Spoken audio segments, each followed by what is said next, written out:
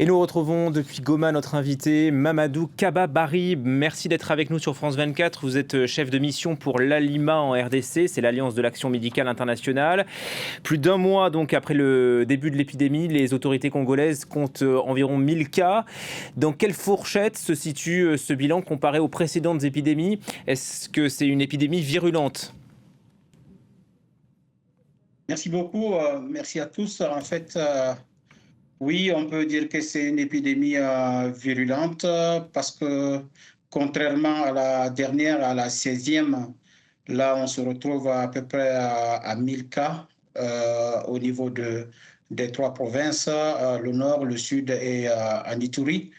Mais par contre, quand même, il faut se dire qu'il y a une très grande différence en un mois entre, disons, la semaine du 15 mai où on a annoncé l'épidémie et aujourd'hui.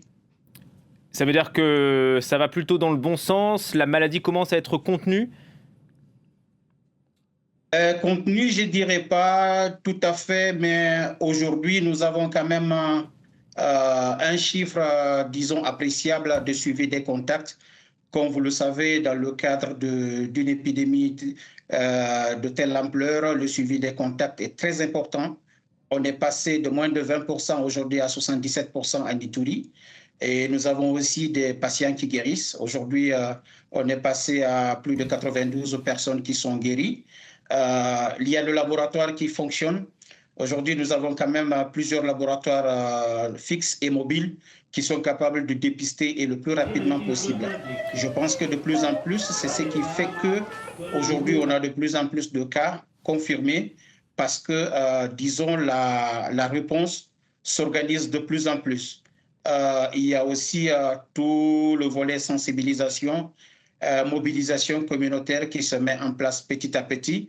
Mais comme vous le savez, la vitesse de propagation aujourd'hui reste quand même très importante. Nous sommes passés de 2 zones de santé. Aujourd'hui, on est à 34 zones de santé. C'est quand même inquiétant. Dans une zone où l'accès reste très difficile, où les gens vivent au jour le jour, compte tenu d'une situation de crise qui était déjà en place. Donc voilà un peu la situation à laquelle le pays fait face. Est-ce qu'il est possible aujourd'hui de connaître le pic de la contamination ou c'est encore trop tôt? Bon, nous sommes en santé publique. Connaître le pic d'une épidémie telle que celle-là, je pense qu'il faut la faire en rétrospectif parce qu'on est en train d'observer et chaque fois, on découvre que l'épidémie prend de l'ampleur. Donc, il faut d'abord contenir cette épidémie et puis faire une étude rétrospective afin de voir si on a atteint le pic ou pas. Vous nous parlez d'une meilleure coordination des autorités et du monde médical, meilleure détection aussi, mais on sait qu'il y a beaucoup de défiance de la population vis-à-vis de ces maladies et vis-à-vis du personnel médical, beaucoup de croyances qui empêchent et qui pénalisent l'accès aux soins. Faut aussi lutter contre les fausses informations, vous en faites les frais? Oui, tout à fait. Et je dirais que c'est tous les piliers qui en font les frais. Et comme vous le savez, les cas contacts ne sont pas hospitalisés, ils sont au niveau communautaire. Il y a des décès communautaires qui ont besoin d'être prélevés et avoir un enterrement digne et sécurisé.